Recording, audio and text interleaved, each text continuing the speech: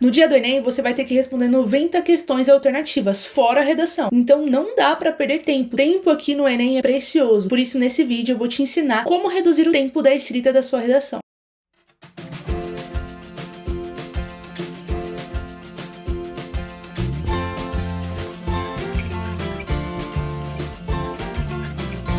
E aí, dedicado, tudo bem com você? Eu sou a professora Débora Marques, seja muito bem-vindo de volta ao meu canal. Nesse vídeo de hoje eu vou te ensinar a reduzir o tempo que você leva escrevendo a sua redação do Enem.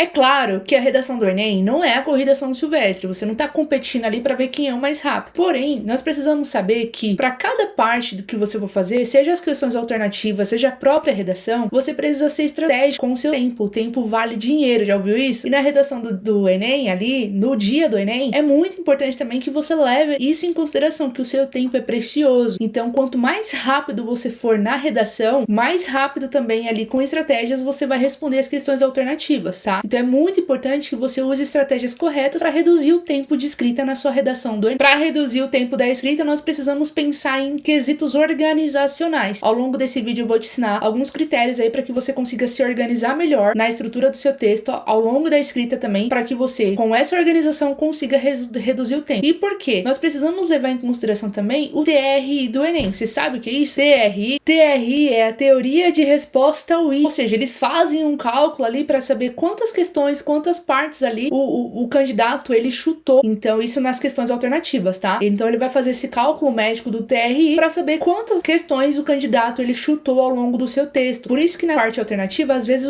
a nota ela vale menos. Mas uma boa notícia para você, hein? Na redação não é calculado o TRI, tá bom? Por isso você deve fazer com calma ali, mas lógico, pensando no tempo que está sendo feita aquela redação, ok? A primeira parte dedicada do nosso plano estratégico aqui para você conseguir reduzir o tempo de escrita da sua redação Enem é: tenha um plano. Isso é o quê? Um planejamento textual. É muito importante que o candidato ele consiga fazer um planejamento textual para ir bem na competência 3. Então assim, se você não tem noção nenhuma do que eu tô falando, nós temos vídeos aqui no canal que fala sobre o planejamento textual, vou deixar na descrição, assista, tá? Logo após esse vídeo, porque assim, é divisor de águas para quem quer ir bem no Enem. Então, o planejamento textual é você pensar em todas as etapas antes de escrever até mesmo o rascunho. Quando você for começar a escrever sua redação, você já tem que ter muito bem definido os seus argumentos, a sua tese, os repertórios que você vai utilizar ao longo do texto. Tudo tem que estar muito bem definido, porque pensa comigo, você lembrou, tá lá no segundo desenvolvimento, e aí você lembrou de algo que deveria colocar lá na introdução. Você vai apagar tudo e escrever de novo o seu rascunho para colocar na introdução? Algumas pessoas fazem isso, algumas pessoas apagam, né, e escrevem novamente. E olha só o tempo que perde reescrevendo coisas que você esquece. Por isso que o planejamento textual é tão importante na redação. É muito importante que você saiba exatamente como vai começar, o que vai ter no meio e o que vai ter no final da sua redação, justamente para não perder tempo voltando em partes de algo que você esqueceu, tentando arrumar uma coisa que não ficou tão legal. Então, planejamento textual é a chave aí para reduzir o tempo da sua escrita lá na redação do Enem. Alguns estudantes aí não gostam muito de fazer o planejamento textual porque eles acreditam que leva muito tempo, e aí esse tempo que está ali fazendo o planejamento textual, você poderia estar investindo e já fazendo a própria redação. Mas confia em mim, planejamento textual não te faz perder tempo, ele te faz ganhar tempo, tá? Porque justamente você não vai perder tempo aí relembrando e arrumando coisas que já deveriam ter sido vistas, tudo bem? Depois que você tem um bom planejamento textual, você precisa pensar quais são as etapas ali da sua redação que você pode padronizar. Sim, a gente tem que trabalhar com estratégias, eu sempre falo isso, redação não é mágica, redação é estratégia. Então, não é que toda redação que você for fazer, você está sendo avaliado pela sua criatividade, toda redação que você faz, você tem que fazer uma coisa super diferente. Claro que não, tá? Então você deve padronizar algumas coisas na sua redação. Por exemplo, os conectivos entre os parágrafos, sabe o que eu tô falando? Por exemplo, lá depois da introdução, no primeiro desenvolvimento, você pode começar primeiro lugar, primeiramente, no segundo desenvolvimento, além disso, e no terceiro, portanto. É um exemplo. Tendo isso padronizado, você não vai ter que chegar lá na hora que escrever o primeiro desenvolvimento e pensar, putz, qual é o conectivo que eu vou colocar aqui? Não, você já tem padronizado que você vai colocar em primeiro lugar, além disso e portanto. Você já tem definido, então você não vai perder tempo com isso. Se você tiver já um esqueleto também da introdução, do desenvolvimento e da conclusão, isso mentalmente, saber o que vai colocar,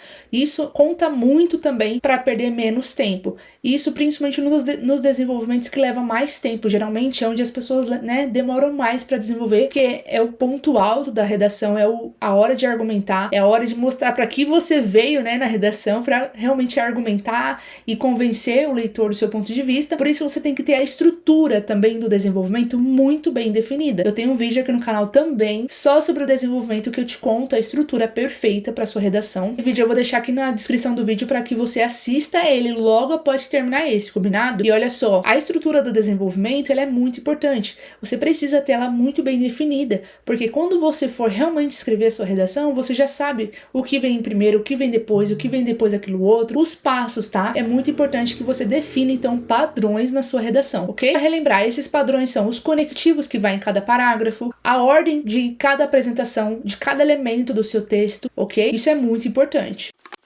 Outro ponto aqui para nós reduzirmos o tempo na escrita da redação do Enem. Gente, o erro está nos detalhes, tá? Muitas pessoas não se apegam aos detalhes, mas é só, precisa tomar cuidado com os detalhes. E por que eu tô falando isso? Você precisa identificar, dedicado, qual é a parte da redação que você tem mais dificuldade. Então, digamos que você tem mais dificuldade na proposta de intervenção, lá na conclusão. Então, você vai levar mais tempo escrevendo a proposta de intervenção, concorda? Porque é a parte que você tem mais dificuldade. Então, o que você vai fazer nas partes que você não tem tanta dificuldade? Sentar a lenha, escrever lá rapidinho o que você tem, para sobrar tempo para a parte que você tem mais dificuldade, ok? Isso no dia da redação do Enem. Mas enquanto não chega a redação do Enem, vai trabalhando as partes que você tem mais dificuldade. Então, relembrando, se eu tô falando que eu tenho dificuldade na proposta de intervenção, eu não vou, às vezes, escrever uma redação inteira. Eu vou elaborar propostas de intervenções para que eu consiga aí ficar mais fácil para mim quando eu for escrever uma redação completa. Primeiro, você trata o seu problema. Qual é o problema? Qual que tá sendo o seu calcanhar de Aquiles na redação do Enem? Tá sendo a proposta de intervenção? Treina mais a proposta de intervenção. Tá sendo iniciar o texto lá na introdução? Treina mais introduções.